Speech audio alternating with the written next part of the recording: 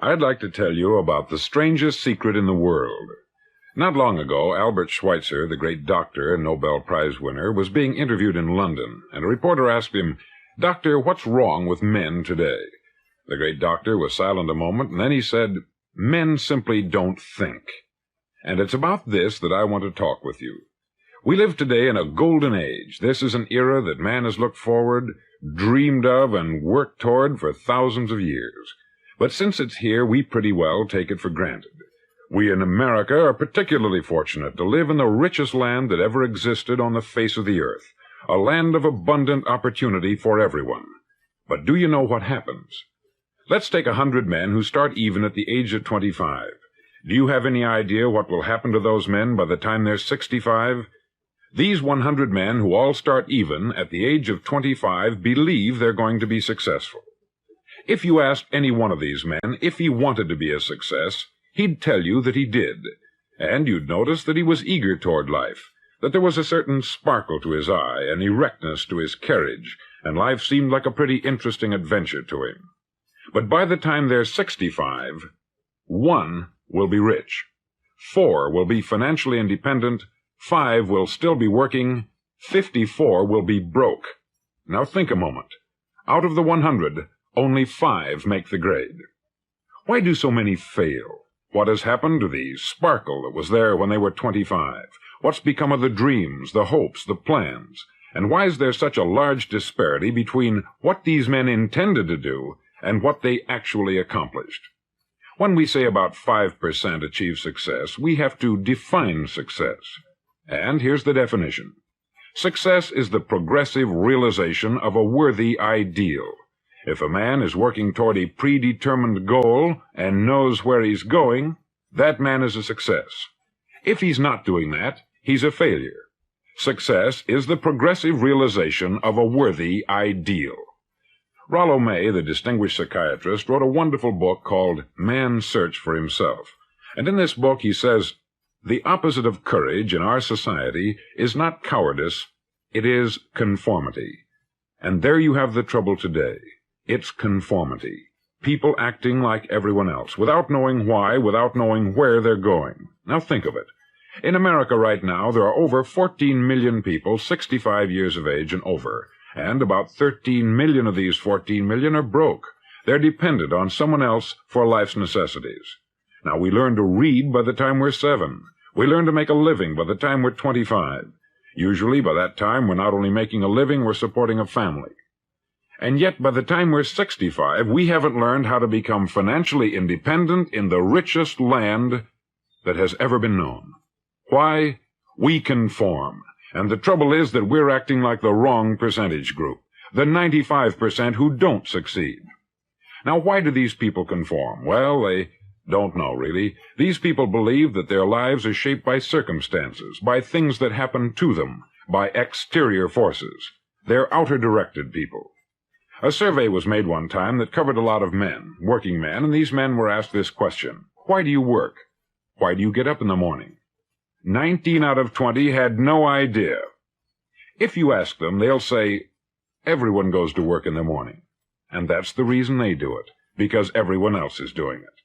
Now let's get back to our definition of success. Who succeeds? The only man who succeeds is the man who is progressively realizing a worthy ideal. He's the man who says, I'm going to become this, and then begins to work toward that goal. I'll tell you who the successful people are. A success is the school teacher who's teaching school because that's what she wanted to do. The success is the woman who's a wife and mother because she wanted to become a wife and mother and is doing a good job of it. The success is the man who runs the corner gas station because that's what he wanted to do. The success is the successful salesman who wants to become a top-notch salesman and grow and build with his organization. A success is anyone who is doing deliberately a predetermined job because that's what he decided to do deliberately. But only 1 out of 20 does that. That's why today there isn't really any competition, unless we make it for ourselves. Instead of competing, all we have to do is create.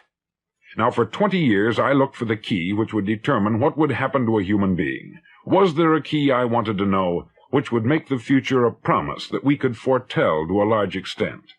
Was there a key that would guarantee a person's becoming successful if he only knew about it and knew how to use it? Well, there is such a key, and I've found it. Have you ever wondered why so many men work so hard and honestly without ever achieving anything in particular, and others don't seem to work hard and yet seem to get everything? They have the magic touch. You've heard them say that about someone. Everything he touches turns to gold. And have you ever noticed that a man who becomes successful tends to continue to become successful, and on the other hand, have you noticed how a man who is a failure tends to continue to fail? It's because of goals. Some of us have them, some don't. People with goals succeed because they know where they're going. Now think of a ship leaving a harbor, and think of it with the complete voyage mapped out and planned. The captain and crew know exactly where it's going and how long it will take. It has a definite goal. 9,999 times out of 10,000 it will get to where it started out to get.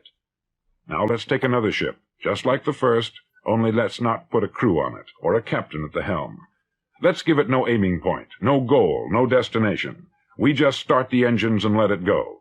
I think you'll agree with me that if it gets out of the harbor at all, it will either sink or wind up on some deserted beach a derelict.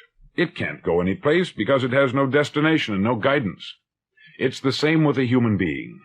Take the salesman, for example. There is no other person in the world today with the future of a good salesman. Selling is the world's highest paid profession, if we're good at it, and if we know where we're going. Every company needs top-notch salesmen, and they reward those men. The sky is the limit for them. But how many can you find? Someone once said, "The human race is fixed, not to prevent the strong from winning, but to prevent the weak from losing." The American economy today can be likened to a convoy in time of war. The entire economy is slowed down to protect its weakest link, just as the convoy had to go at the speed that would permit its slowest vessel to remain in formation.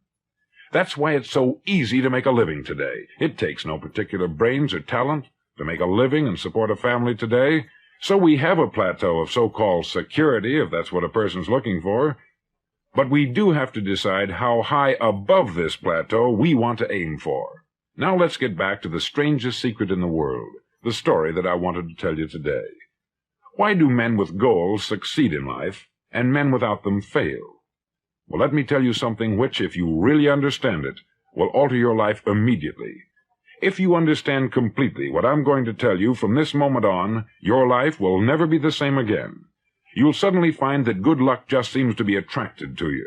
The things you want just seem to fall in line. And from now on, you won't have the problems, the worries, the gnawing lump of anxiety that perhaps you've experienced before. Doubt, fear, well, they'll be things of the past. Here's the key to success, and the key to failure. We become what we think about. Now let me say that again. We become what we think about. Throughout all history, the great wise men and teachers, philosophers and prophets have disagreed with one another on many different things. It is only on this one point that they are in complete and unanimous agreement.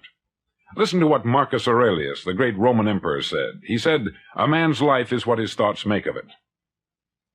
Disraeli said this, "Everything comes if a man will only wait.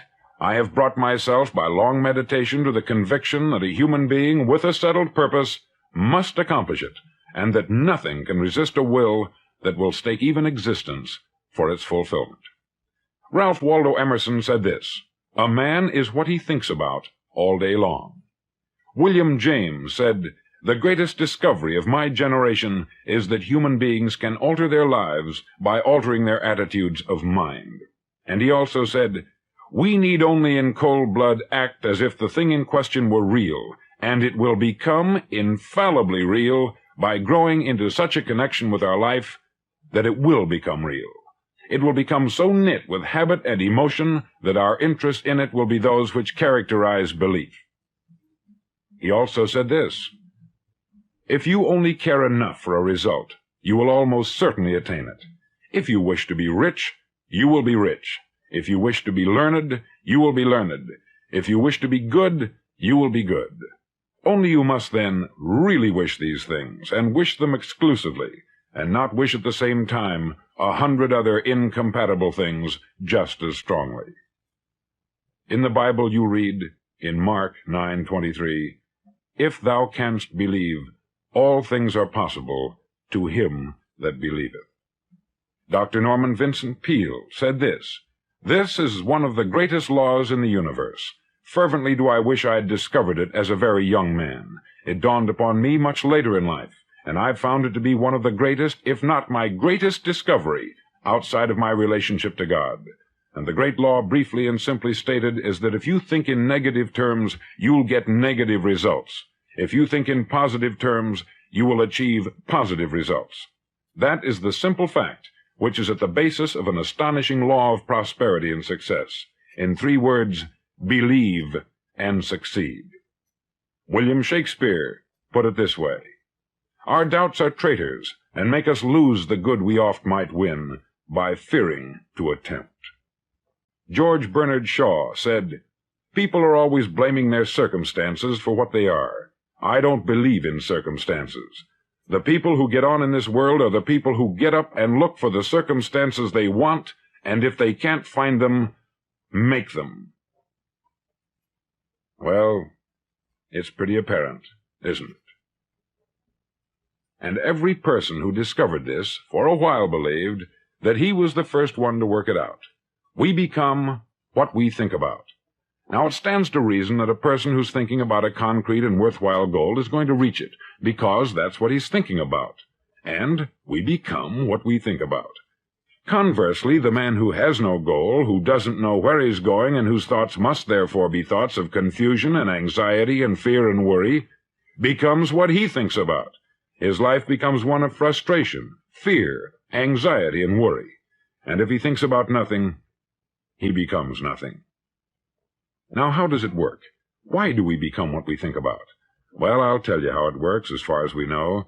Now, to do this, I want to tell you about a situation that parallels the human mind. Suppose a farmer has some land, and it's good, fertile land. Now, the land gives the farmer a choice. He may plant in that land whatever he chooses. The land doesn't care. It's up to the farmer to make the decision. Now, remember, we're comparing the human mind with the land, because the mind, like the land, doesn't care what you plant in it. It will return what you plant, but it doesn't care what you plant. Now let's say that the farmer has 2 seeds in his hand. One is a seed of corn, the other is nightshade, a deadly poison. He digs 2 little holes in the earth, and he plants both seeds, one corn, the other nightshade. He covers up the holes, waters, and takes care of the land, and what will happen? Invariably, the land will return what is planted. As it's written in the Bible, "As ye sow, so shall ye reap." Remember, the land doesn't care. It will return poison in just as wonderful abundance as it will corn. So up come the 2 plants, one corn, one poison. Now, the human mind is far more fertile, far more incredible and mysterious than the land, but it works the same way. It doesn't care what we plant. Success, failure.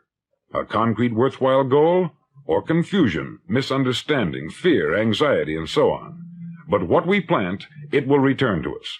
You see, the human mind is the last great unexplored continent on the earth. It contains riches beyond our wildest dreams. It will return anything we want to plant. Now you might say, well, if that's true, why don't people use their minds more? Well, I think they've figured out an answer to that too. Our mind comes as standard equipment at birth. It's free, and things that are given to us for nothing we place little value on. Things that we pay money for, we value. The paradox is that exactly the reverse is true. Everything that's really worthwhile in life came to us free. Our mind, our soul, our body, our hopes, our dreams, our ambitions, our intelligence, our love of family and children and friends. All these priceless possessions are free, but the things that cost us money are actually very cheap and can be replaced at any time. A good man can be completely wiped out and make another fortune. He can do that several times. Even if our home burns down, we can rebuild it, but the things we got for nothing, we can never replace. The human mind isn't used merely because we take it for granted. Familiarity breeds contempt. It can do any kind of job we assign to it, but generally speaking, we use it for little jobs instead of big important ones. Universities have proved that most of us are operating on about 10% of our abilities. Decide now, what is it you want? Plant your goal in your mind. It's the most important decision you'll ever make in your entire life. Do you want to be an outstanding salesman, a better worker at your particular job? Do you want to go places in your company, in your community? All you've got to do is plant that seed in your mind. Care for it. Work steadily toward your goal, and it will become a reality. It not only will, there's no way that it cannot. You see, that is a law, like the laws of Sir Isaac Newton, the laws of gravity. If you get on top of a building and jump off, you'll always go down. You'll never go up. And it's the same with all the other laws of nature. They always work. They're inflexible. Think about your goal in a relaxed, positive way. Picture yourself in your mind's eye as having already achieved this goal. See yourself doing the things you will be doing when you've reached your goal.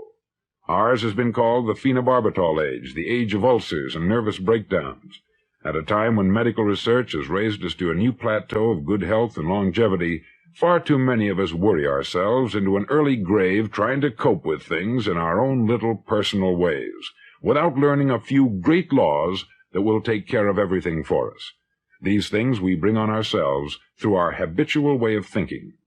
Every one of us is the sum total of his own thoughts. He is where he is because that is exactly where he really wants to be, whether he'll admit that or not. Each of us must live off the fruit of his thoughts in the future, because what you think today and tomorrow, next month and next year, will mold your life and determine your future. You're guided by your mind. I remember one time I was driving through Arizona, and I saw one of those giant earth-moving machines roaring along the road at about 35 miles an hour with what looked like 20 tons of dirt in it, a tremendous, incredible machine, and there was a little man perched way up on top with the wheel in his hands guiding it. And as I drove along, I was struck by the similarity of that machine to the human mind. Just suppose you're sitting at the controls of such a vast source of energy. Are you going to sit back and fold your arms and let it run itself into a ditch? Or are you going to keep both hands firmly on the wheel and control and direct this power to a specific, worthwhile purpose? It's up to you. You're in the driver's seat. You see, the very law that gives us success is a two-edged sword. We must control our thinking. The same rule that can lead a man to a life of success, wealth, happiness, and all the things he's ever dreamed of for himself and his family, that very same law can lead him into the gutter. It's all in how he uses it, for good or for bad. This is the strangest secret in the world. Now, why do I say it's strange, and why do I call it a secret? Actually, it isn't a secret at all. It was first promulgated by some of the earliest wise men, and it appears again and again throughout the Bible. But very few people have learned it, understand it. That's why it's strange, and why, for some equally strange reason, it virtually remains a secret. I believe that you could go out and walk down the main street of your town and ask one man after another what the secret of success is, and you probably wouldn't run into one man in a month who could tell you. Now, this information is enormously valuable to us, if we really understand it and apply it. It's valuable to us not only for our own lives, but the lives of those around us, our family, employees, associates, and friends. Life should be an exciting adventure. It should never be a bore. A man should live fully, be alive. He should be glad to get out of bed in the morning. He should be doing a job he likes to do because he does it well. One time I heard Grove Patterson make a speech, the editor-in-chief of the Toledo Daily Blade, and as he concluded his speech, he said something that I've never forgotten. He said something like this: "My years in the newspaper business have convinced me of several things, among them that people are basically good, and that we came from someplace, and we're going someplace. So we should make our time here an exciting adventure. The architect of the universe didn't build a stairway leading nowhere. And the greatest teacher of all, the carpenter from the plains of Galilee, gave us the secret time and time again. As ye believe, so shall it be done unto you."